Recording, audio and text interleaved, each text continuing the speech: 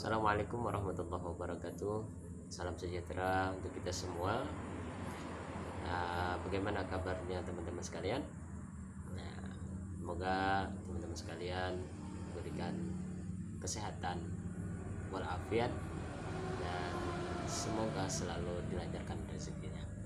Baik, pada video ini saya akan menjelaskan apa-apa saja ataupun alat-alat yang digunakan dalam servis kulkas. Adapun alat-alatnya langsung saja akan saya sampaikan. Nanti kita bahas satu-satu fungsinya apa dan kegunaannya untuk apa. Ikuti video ini sampai tuntas. Baik, yang pertama alat yang perlu kita punya adalah super las atau las seperti ini, yang mana ini digunakan untuk melas atau ya untuk melekatkan pipa. Dan mungkin teman-teman yang sudah tahu bisa aja seperti ini gunanya.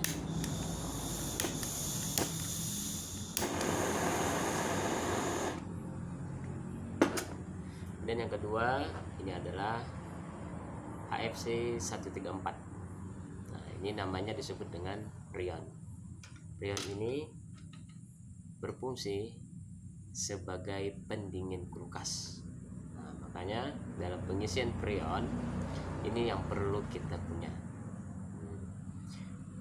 Kasus kulkas yang tidak dingin terkadang kebanyakan dari kasus yang ditemui yaitu adalah freonnya ini habis. Ya. Jadi ini yang perlu kita punya. Kalau freon ini terdiri dari beberapa macam ya. Kalau ini HFC 134, ada juga A600 dan yang lainnya. Nah, ini fungsinya sebagai refrigeration atau sebagai pendingin. Kemudian yang kedua, tak kalah pentingnya ini adalah tang ampere. Tang ampere ini berfungsi atau kita gunakan pada saat kita pengisian si freon ini. Kita harus memperhatikan ampernya. Kenapa? Karena kalau ketinggian ampere yang pada listrik ataupun pada kompresor, maka biasanya itu akan mempercepat kerusakan pada kompresor tersebut. Dan yang keempat, ini yang namanya adalah pemotong pipa kuningan atau pipa tembaga ya. Terus di sini ini namanya adalah manifold. Manifold ini digunakan untuk mengukur seberapa besar tekanan udara, seberapa besar tekanan freon yang masuk dalam kulkas. Jadi ini sangat penting ini. Tanpa alat ini maka kebanyakan gagal dalam pelaksanaan atau perbaikan kulkas. Jadi harus punya ini namanya manifold. Di sini terdiri dari dua buah selang ya, yang mana satunya nanti ke arah freon dan satunya lagi ke arah kulkas. Terus ini ada pipa kuningan dan juga filter. Baik. Kuningan ini biasanya kita gunakan untuk penyambungan. Kenapa harus disambung? Karena ketika pengisian freon itu harus dipotong terlebih dahulu pada bagian pengisap di kompresor. Biasanya kita sambung dengan apa ini ya namanya ya, ventil. Nah, ini ventil seperti ini disambungkan ke bagian kompresor. Kemudian yang ini namanya filter. Filter ini biasanya kita jaga-jaga kalau ada kerusakan pada kulkas ya. Biasanya kulkas yang terjadi kebocoran itu biasanya terjadi mampet pada filter ya, sehingga kulkas juga bisa tidak bisa dingin dikarenakan freon nyangkut pada bagian filter.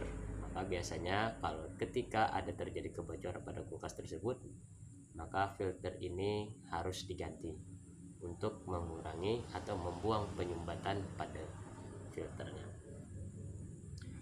Kemudian yang ini, nah ini tang ya.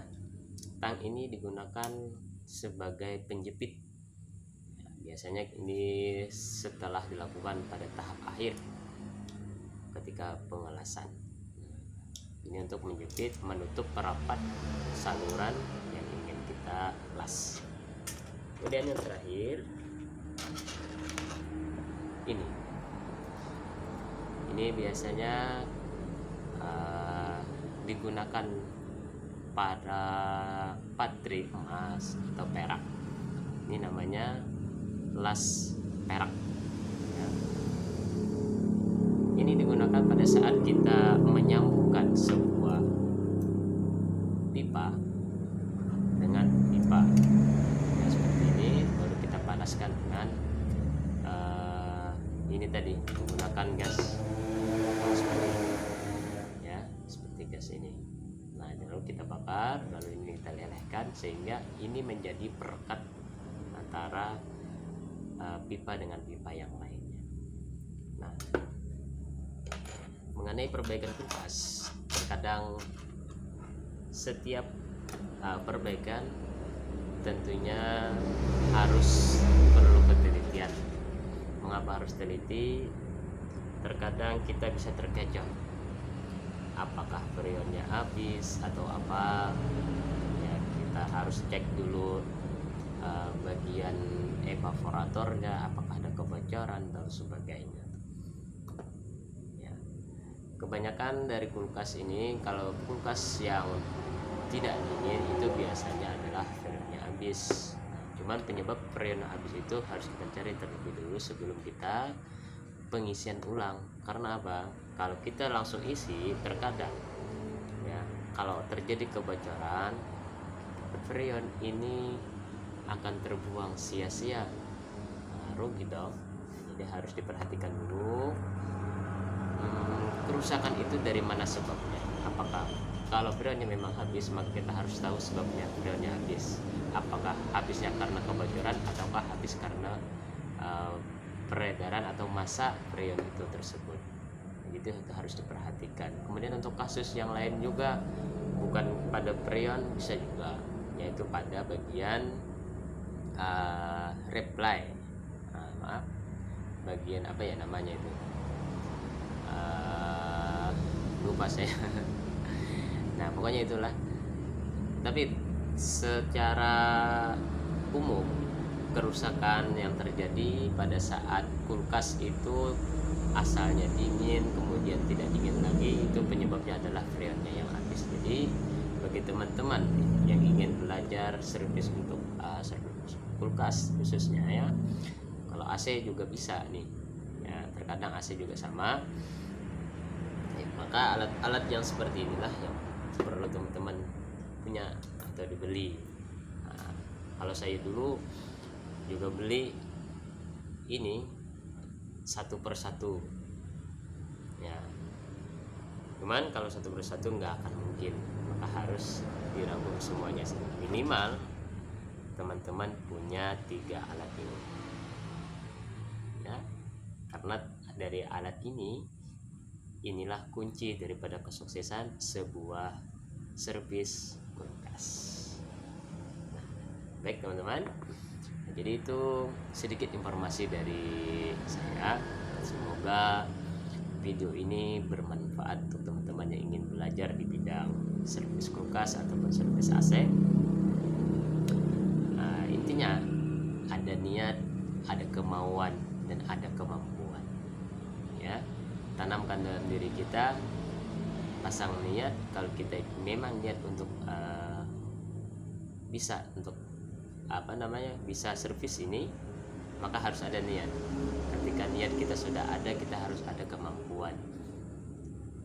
Jika ada kemampuan, harus kita maukan Nah, jika ketiga ini ada pada diri Anda, maka insya Allah segala bentuk apapun yang Anda inginkan, baik itu servis ataupun yang lainnya, insya Allah akan dipermudahkan.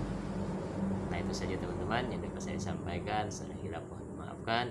Wabillahi taufiq hidayah. Assalamualaikum warahmatullahi wabarakatuh.